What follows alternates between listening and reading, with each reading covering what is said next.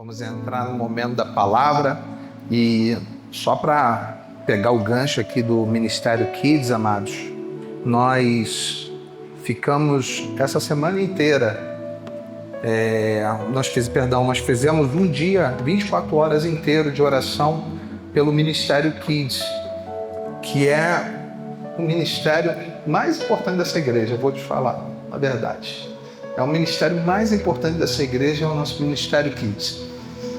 E por que eu estou falando isso, amados? Nós temos hoje várias famílias que chegaram até a nossa igreja por causa do nosso Kids, porque nós temos aqui uma forma de acolher, de receber a criança, de incluir, muito linda. Inclusive crianças com necessidades especiais. Nós temos várias crianças do espectro autista e nós fazemos questão de estar recebendo essas famílias, porque elas já passam por tanta dificuldade de exclusão. Não, nós estamos aqui para incluir, para abraçar, para inserir. E o que nós precisamos, amado? Nós não precisamos, precisamos de muita oração e precisamos também do seu tempo. Nós precisamos de voluntários, amados. Está dando muita microfonia aqui. Dá uma olhada aí o que está acontecendo. Nós precisamos de servos, pessoas dispostas a estarem servindo no Kids. Nós estamos com muita deficiência. Nós temos pessoas que servem às vezes 4 vezes no mês porque não tem outras pessoas. E elas estão lá sem receber a palavra, mas estão lá ministrando, não porque elas não gostariam de estar aqui no culto também recebendo a palavra, mas porque não tem outras pessoas.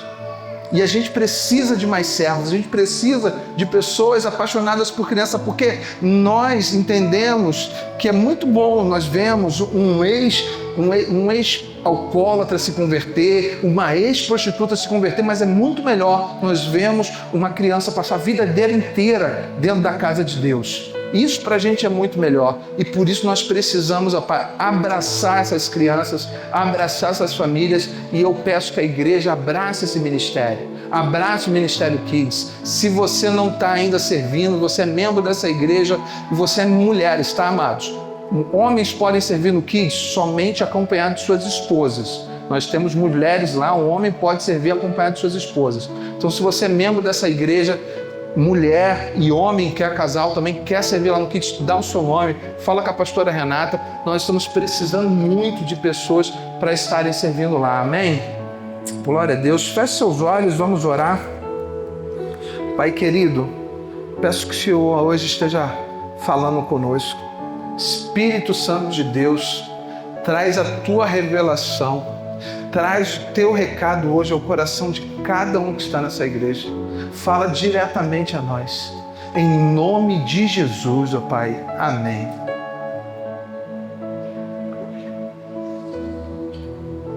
E o tema da palavra hoje é: faça a sua parte. Cada ser humano nessa terra, os que já passaram aqui, aqueles que estão aqui, aqueles que ainda virão, tem um papel importante a ser desenvolvido nesse mundo. Cada um de nós precisa entender, amados, qual o seu papel no plano maior de Deus e começar a executar a sua fração nesse plano. E começar a executar a sua parte nesse plano maior. Talvez você se pergunte agora: mas pastor, como eu faço para descobrir quais são os planos de Deus para mim? Como eu faço para descobrir quais são os planos de Deus para minha vida? Essa pergunta é muito importante, amados, porque muitas pessoas passam a vida inteira sem saber quais são os planos de Deus para a sua vida. Passam a vida inteira deixando de fazer o que Deus planejou para elas. Ou seja, essas pessoas passam uma vida inteira vivendo fora dos propósitos de Deus. E viver fora dos propósitos de Deus é viver uma vida sem propósito. Então, meus amados, e vamos entender quais são os propósitos de Deus para nós. Deus, Ele nos dá o quê? Dons, habilidades. E a palavra de Deus diz sobre isso na parábola dos talentos, que tem nos livros de Mateus e de Lucas. Na parábola dos talentos, o Senhor distribui talentos aos seus servos, ele se afasta e depois de muito tempo ele volta para descobrir o que seus servos tinham feito com os talentos que ele havia dado. E quando ele volta, ele vai até aqueles servos para fazer o ajuste, a prestação de contas daqueles talentos que ele deu. E aos que multiplicaram os seus talentos, aos que multiplicaram os talentos recebidos, Deus diz em Mateus 25, 21, muito bom, servo bom e fiel, você foi fiel no pouco e sobre muito eu te colocarei, venha participar da alegria do seu Senhor. E ao servo que não multiplicou o seu talento, Deus diz em Mateus 25, 26 a 30, servo mau e preguiçoso, você sabia que eu colho onde não plantei e ajunto onde não espalhei? Então você deveria ter entregado meu dinheiro aos banqueiros e ao voltar receberia com juros o que é meu. Portanto, tirem dele o talento e deem ao que tem 10, porque a todo que tem mais será dado e terá em abundância, mas o que não tem, até o que tem lhe será tirado. Quanto ao servo inútil, lancem-no fora, nas trevas, ali haverá choro e ranger de dentes. A palavra de Deus, meus amados, nos revela de forma bem clara que o servo que tem medo, o servo que esconde, o servo que enterra o seu talento, ele é tratado como servo mau, preguiçoso. Ele é tratado de forma, amados, pejorativa por Deus. E aquele servo que multiplica o talento, ele é tratado como servo bom e fiel. Então, ouvindo tudo que esse texto está dizendo, eu tenho certeza que ninguém aqui tem interesse em esconder, enterrar ou está pegando, sumindo com o seu talento. Eu tenho certeza que todo mundo aqui vai ter interesse em multiplicar os talentos que Deus dá. E o Senhor nos deixa instruções para que nós venhamos cumprir com a nossa parte nesse plano perfeito. Hoje é dia, meus amados, de nós alinharmos com a vontade de Deus as nossas vidas e fazendo a nossa parte. Amém? Peço que vocês estejam abrindo suas Bíblias em Colossenses, capítulo 3, de 23 a 25. Colossenses 3, de 23 a 25.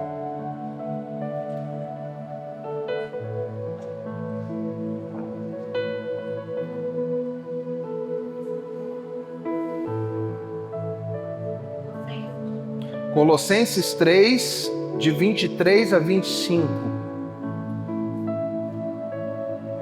A minha versão é NAA, tá, amados? Versículo 23. Tudo o que fizerem, façam de todo o coração, como para o Senhor e não para as pessoas, sabendo que receberão do Senhor a recompensa da herança. É a Cristo, o Senhor, a quem vocês estão servindo. E quem fizer injustiça receberá em troca a injustiça feita. E nisto ninguém será tratado com parcialidade. Deus abençoe sua palavra lida. Pai, peço que o Senhor venha me encher do teu Espírito Santo, para que eu venha falar ao teu povo aqui hoje, Pai. Que eu não fale nenhuma palavra, Pai, da minha vontade, mas que eu fale tudo segundo o que o Senhor quer. Fala através de mim ao teu povo aqui hoje. Usa-me de forma poderosa em nome de Jesus. Amém. Paulo, em sua carta aos Colossenses, meus amados, ele se expressa dessa forma porque a cidade de Colossos ela é uma cidade de colonização romana. E dentro da cultura familiar romana, o pai, ele é o soberano sobre a família. Ele tem governo direto sobre a esposa, sobre os filhos e sobre seus escravos. ele não tem só poder de ordenar, mas tem como poder sobre a vida e a morte deles naquela cultura. Ele realmente é um soberano sobre aquela família. E é dentro da cultura escravagista que tinha ali, as pessoas poderiam ser vendidas como escravos, era cultural naquele lugar. Paulo fala que as pessoas precisavam obedecer de bom grado. E Paulo está falando diretamente a isso, porque existia um escravo que havia fugido e se tornou cristão, e ele vinha a ser escravo de Filemão, que depois vocês podem ver a carta de Paulo a Filemão, e ele trata desse assunto nessa carta, de um escravo que ele tinha, que fugiu, e Paulo mandou ele tratar como se fosse um irmão. E Paulo escreve essa carta dessa forma, de servirmos como se estivesse servindo a Deus por isso. Seguir a Jesus, amados, significa seguir a sua nova humanidade. Quando nós começamos a seguir a Jesus, nós temos a nossa natureza transformada. Quando seguimos a Jesus, nós não somos mais o mesmo. Nós mudamos, existe uma transformação, nós passamos por um processo de metamorfose. E para isso, meus amados, nós precisamos viver no presente o que um dia nós viveremos no céu. Nós precisamos trazer o céu para a terra, viver dessa mesma forma. E para isso, cada um de nós precisa fazer a sua parte. E quando nós fazemos a nossa parte, em primeiro lugar, o que fazemos é como se fosse para o Senhor. Olha o que diz no versículo 23 do texto que lemos. Tudo o que fizerem, faça de todo o coração como para o Senhor e não como para as pessoas. Paulo fala aqui claramente isso, porque existiam escravos naquela cultura. Mas trazendo para os dias de hoje, são incontáveis os casos que eu ouço de pessoas que são insatisfeitas com seus trabalhos e com suas profissões. Inúmeros. Muitas pessoas hoje são totalmente frustradas vivendo na profissão que estão. Pessoas que quando chega domingo à noite hoje, quando forem para casa, vão tocar aquela música do Fantástico, vão estar na maior depressão, né? É fantástico, poxa, amanhã tem que trabalhar. Jesus, tem que voltar para aquela empresa, tem que voltar para encarar aquele patrão. Eu não aguento mais isso. Aquela aflição, aquela depressão, aquela tortura diária. O trabalho, meus amados, que todos nós fazemos deve ter feito de todo o coração. Fazei-o de todo o coração como para o Senhor. Independente de quem você esteja servindo, o trabalho feito com indiferença é um testemunho estéril, ou seja, é um testemunho que não gera fruto. Em seu retorno, Cristo julgará o trabalhador infiel, o trabalhador indiferente, o trabalhador desgostoso, o preguiçoso. Portanto, convém que por causa de Cristo, todos nós façamos o nosso melhor em tudo e de todo o coração. O que você estiver fazendo, você precisa fazer com amor, de todo o coração, porque você precisa fazer como se estivesse fazendo para Deus, para que aquilo gere testemunho, não um testemunho estéril que não gere frutos, mas um testemunho que gere frutos. Se seu chefe fosse Jesus, como você o atenderia? Mesmo que ele te desse uma tarefa que aos seus olhos parecesse chata, como que você atenderia ele? Se seu professor da escola ou da faculdade fosse Jesus, você se esforçaria ao máximo para apresentar um bom resultado para ele ou não? Se Jesus viesse visitar a sua casa, você ia deixar sua casa arrumada com prazer ou não? Deus ama, meus amados, os detalhes. Deus nos fez a imagem e semelhança dele. Ele se agrada quando nós realizamos todas as tarefas que precisamos fazer com agrado e com zelo. Quem faz pela metade sem vontade, renega, enterra, esconde o talento que Deus te dá. É isso que acontece. Se você está quebrando pedra, meu amado, quebre pedra de todo o seu coração. Se você está lavando o banheiro, lave esse banheiro com todo o seu coração. Se você está fazendo faxina, faz essa limpeza com todo o seu coração. Se você está cozinhando, cozinhe de todo o seu coração. Se você está no seu escritório, faça seu trabalho de todo o seu coração. Se você tem um chefe chato, sirva esse chefe com todo o seu coração. Se você tem um chefe professor, trabalhe para ele com todo o seu coração. Se você, meus amados, está fazendo qualquer coisa, faça como se fosse para o Senhor. Não é para você, mas é para que você gere testemunho, amém? Quem está comigo, dá uma glória a Deus aí. E quando nós fazemos a nossa parte, em segundo lugar, nós somos recompensados. Versículo 24. Sabendo que receberão do Senhor a recompensa da herança. É a Cristo o Senhor a quem vocês estão servindo.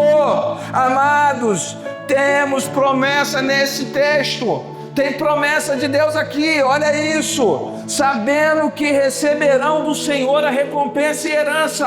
Promessa. Se tudo o que fizermos for como se fosse para o Senhor, nós seremos recompensados. É isso que vai acontecer. Fala para quem está do seu lado. Hoje você vai receber recompensa. Às vezes, amados, desanimamos porque achamos que as pessoas não verão o nosso esforço, nem valorizarão o nosso trabalho, mas Deus tudo vê, nada fica oculto aos olhos deles. Ele está vendo tudo, Ele assiste a tudo e Ele mesmo nos recompensará. Eu tenho um testemunho tremendo sobre isso, sobre recompensa de servir um tirano. Tinha um chefe que era um tirano, um miserável, cara. Pensa num cara que me oprimia. E eu tenho casca grossa, tá? Eu não sou fácil de dobrar, não. Mas aquele cara quase me dobrava. Ele, dia e noite, amados. Eu trabalhava num banco. Vou contar a história pra vocês. Eu trabalhava num banco. E eu recebi uma promoção. E quando eu cheguei nessa agência, as pessoas foram lá pra conhecer a pessoa. Se você puder, não vem pra cá, não. Não vem pra cá, pra esse lugar, não. Porque, o cara aqui é muito bravo, ele é muito chato. Eu falei assim, eu passei no corpo de fuzileiro naval, isso aqui pra mim é mole. Eu cheião, né, de mim, né, grandão. Eu sou fuzileiro. Passei, rastejei na lama, fui pra selva, brabo pra caramba. Vou tremer pra um cara que é bancário? Não vou. Ah, tá. Aí cheguei, e assim que eu cheguei lá, nessa agência, eu logo liberei umas operações assim, bem grandes. Coisa foi acontecendo bem rápido. E lá tinha um jornalzinho do banco que nós líamos todo dia de manhã. E cada um pegava um pedacinho do jornal e lia. E na parte que caiu, logo para mim, apareceu assim: prezados, façam como o gerente Guido Melo, que já começou o ano arrebentando. Ele já vendeu tanto, e botaram no meu número lá. Quando ele pegou, eu falei assim, me dá esse papel aqui. Ele tomou o papel da minha mão e viu. Segue a reunião. Aí, cara, daí pra lá o cara me perseguia. Ele falava assim, hoje eu vou pegar o Guido pra Cristo. Era assim. E pegava, me descascava, me humilhava na frente de todo mundo. E, cara, eu falei assim, cara, eu vou ter que ganhar os caras. Eu não vou envergar. Eu vou continuar trabalhando, eu vou continuar fazendo a minha parte como se fosse para Deus. E continuei. E comecei a trabalhar, ele continuou me batendo todo dia, apanhando. Eu falei assim, meu Deus do céu. Eu chegava em casa moído. E só que eu não sou de chegar em casa e falar muito das coisas que aconteciam, não. Eu nunca fui de trazer muito problema para casa, não. Eu sempre trago para casa vitória. Só que eu não aguentava. Era tanta chicotada que eu tinha até que compartilhar com ela. Até minha esposa ficava com raiva do cara. E aí, certo dia nós fomos para um casamento de uma amiga nossa, lá da agência. E nesse casamento, ele era tão miserável que ninguém sentou na mesa dele. Ninguém gostava dele. Ninguém sentou na mesa daquele cara. E quando eu cheguei, a primeira coisa, não, vamos sentar na mesa dele. Vamos sentar lá na mesa dele. E começamos a sentar lá, começamos a conversar, geramos intimidade. e a Renata conseguiu se conectar com a esposa dele, eu me conectei com ele. Eu sei que terminamos a noite, ela falou: fulano, eu acho que você deveria promover o Guido. Eu acho que você deveria promover o Guido. E 6 meses depois eu estava promovido. Mais 6 meses depois ele me deu outra promoção. Um cara que só me chicoteava, mas eu continuei fazendo como se fosse para o Senhor. E Deus me abençoou. Às vezes o que acontece nas nossas vidas é que nós desistimos. É que não dá para fazer. Continua fazendo como se fosse para o Senhor. E Ele vai te recompensar. Faça como se fosse para Deus. Não é a seres humanos que você está servindo, é a Deus. Quando você está no seu trabalho, você está servindo a Ele, não é seres humanos. Uma das maiores personagens bíblicos que é conhecido por ser uma pessoa que fazia suas tarefas tanto de grande importância como de pequena importância, da mesma forma, era Davi. Davi, meus amados, é um cara assim, que ele é fantástico nessa área. Quem daqui poria sua própria vida em risco se a ovelha tivesse sido raptada por um leão? Você colocaria a sua vida em risco por causa de uma ovelha? Deixa a miserável morrer, né? Quem aqui colocaria a sua vida em risco para enfrentar um urso se uma ovelha fosse raptada? Quem aqui? Levanta a mão. Por uma ovelha. Deixa a ovelha, né? É só carne, né? Quem aqui enfrentaria um gigante de 3 metros de altura, especialista em guerra, que já matou um monte de gente, sendo que você só tem apenas 17 anos e você nunca lutou com ninguém? Quem aqui se colocaria à disposição para fazer algo que ninguém fez? Construir um templo para o Senhor, mesmo que o Senhor não te pedisse, mas só para agradar o seu Deus? Quem aqui, sendo rei, chamaria o neto do antigo rei para morar na sua casa, comer na sua mesa todas as noites? Um cara que, o avô desse cara, ele tentou te matar por várias vezes, mas você chama ele para sentar à sua mesa, para comer à sua mesa todas as noites, e você ainda restitui todas as terras da família dele. Esse cara é Davi. Davi fez tudo isso. Davi lutou com um leão para proteger as ovelhas de seu pai, porque ele pastoreava aquelas ovelhas como se fosse para o Senhor. Davi lutou com um urso para proteger as ovelhas do seu pai, porque ele pastoreava aquelas ovelhas como se fosse para o Senhor. Davi lutou contra Golias, porque era o povo do Senhor que estava ali. Ele lutou como se estivesse lutando como para o Senhor. Davi trouxe Mefibosete para dentro de sua casa, porque ele estava servindo aquela família, a família de Saul, como se fosse para o Senhor.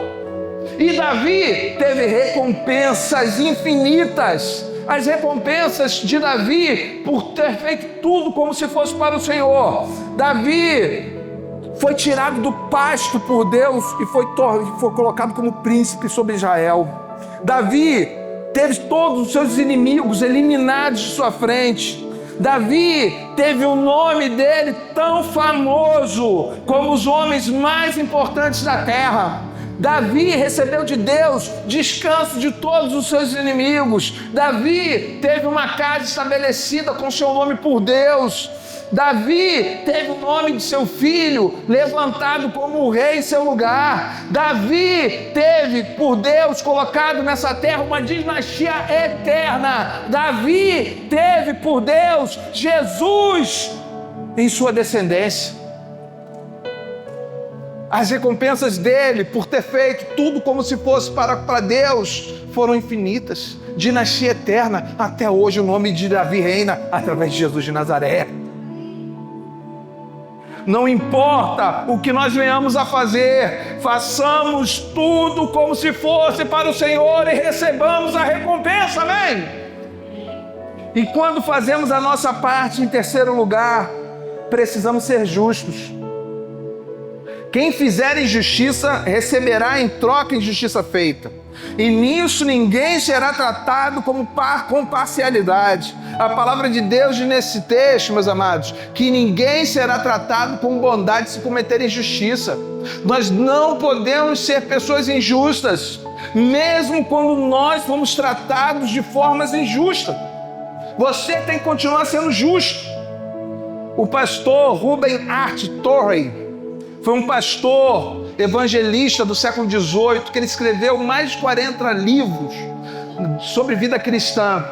Ele foi um dos mais importantes líderes cristãos do século XIX. E certa vez, Torrey teve um contato com um ancião e ele perguntou se aquele ancião era crente. Aí ele falou para ele, não, eu sou desviado. Aí ele perguntou, por que você se desviou? Ele respondeu, porque eu fui tratado de forma injusta pelos crentes. Aí na hora, Torrey pegou a Bíblia e abriu em Jeremias 2,5. Assim diz o Senhor, que injustiça acharam vossos pais em mim, para se distanciarem de mim. Em seguida, Torrey perguntou para aquele homem, o Senhor achou porventura alguma injustiça em Deus? Deus tem te tratado bem? O homem admitiu, emocionado, que Deus nunca o tratou mal. E aquele pastor o prendeu justamente no ponto de tratamento de Deus, em vez do tratamento dos homens. Pode ser que os homens estejam te tratando mal, mas eu tenho certeza que Deus nunca te tratou de forma injusta. Eu tenho certeza que Deus nunca fez nada contra você. Eu tenho certeza que Deus tem te tratado da forma mais justa possível. Nós devemos ser justos, amados, porque Deus jamais nos tratará com injustiça. E a palavra de Deus diz em Mateus 6,33 que devemos buscar duas coisas. A primeira é buscar o reino de Deus. A segunda, a sua justiça. Ou seja, se Jesus nos instruiu dessa forma direta que nós devemos buscar a sua justiça, é porque tem bênçãos atreladas a isso. Quando nós buscamos a justiça, tem bênçãos. Aqueles que buscam a justiça de Deus têm resgate e livramento. Salmo 71:2. Resgata-me e livra-me por tua justiça. Provérbios 10. Bênçãos há sobre a cabeça do justo. A memória do justo é abençoada. A boca do justo é fonte de vida. Mas o justo tem fundamento perpétuo. Ter fundamento perpétuo é que o seu nome nunca será apagado da terra. O justo nunca terá o nome dele apagado sobre a terra. Deus te promete isso. Hoje é dia de nós fazermos a nossa parte, amém? Busque a justiça de Deus. E quem busca a justiça de Deus, amados, é justificado. E a palavra de Deus diz em Romanos 3 o seguinte: ninguém é justo, nenhum sequer. A palavra de Deus diz que não existe, não foi encontrado sobre a face da terra nenhuma pessoa justa. Sabe por quê? O que nos torna injustos? O que nos torna injustos é o pecado.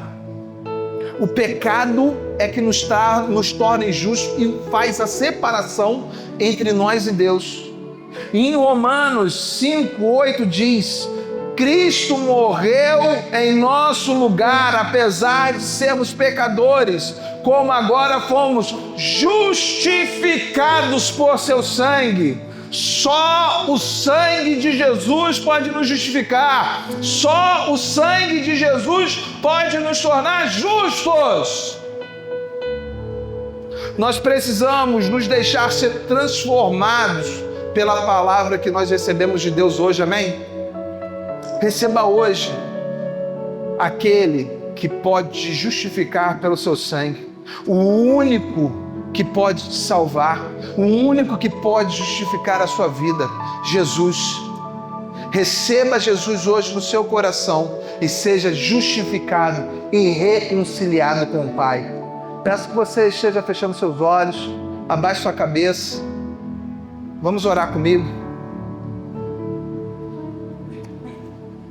Fala assim para Deus hoje: Fala: Senhor Jesus, hoje eu te recebo como meu Salvador e meu Senhor. Eu quero ser justificado pelo teu sangue.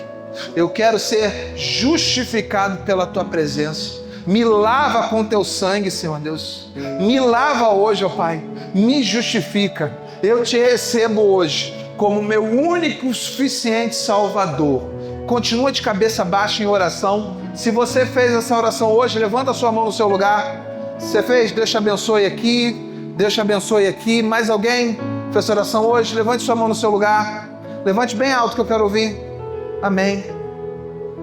Mais alguém fez essa oração hoje? Vem cá, vocês que levantaram a mão. Vem cá, vem cá. Vem cá, vocês que levantaram a mão, vem. Vem cá. Glória a Deus. Pessoal da integração aqui, por favor. Glória a Deus. Eu quero fazer uma outra oração. Você que está afastado dos caminhos do Senhor e você quer voltar, você quer retornar, faça oração comigo. Senhor, eu estava afastado dos seus caminhos, mas hoje eu quero voltar. Eu quero voltar para a tua presença. Eu estou retornando para a tua casa hoje. Se você fez essa oração, levante sua mão no seu lugar, retornando, se reconciliando com Deus. Alguém fez? Não? Peço que a igreja fique de pé. Vamos estender as mãos para cá. Pai, está aqui esses dois jovens, essas duas almas que levantaram suas mãos, reconhecendo que o Senhor é o único e suficiente Salvador para a vida deles. Senhor, peço que o Senhor esteja agora, Pai, escrevendo o nome deles no livro da vida. Escreva o nome deles no livro da tua salvação, Senhor Deus. Que eles possam te conhecer cada dia mais. Que eles possam aprender mais da tua palavra, aprender mais sobre o Senhor Jesus, ó Pai. Que Jesus possa, Pai, estar derramando do Espírito Santo deles sobre esses dois jovens agora, Pai. Que eles cresçam na tua presença, que eles te conheçam cada dia mais e prossigam em te conhecer, ó Pai. Escreve o nome deles no livro da tua salvação. Obrigado pela coragem deles de levantarem as suas mãos hoje. Eu peço que o Senhor esteja abençoando a vida deles e tudo o que eles dizem que é deles, ó Pai. É em nome de Jesus que nós a te oramos. Amém, amém. Dá um aplauso ao nome de Jesus. Deus abençoe. Vai com eles lá que eles vão te dar um presentinho para vocês.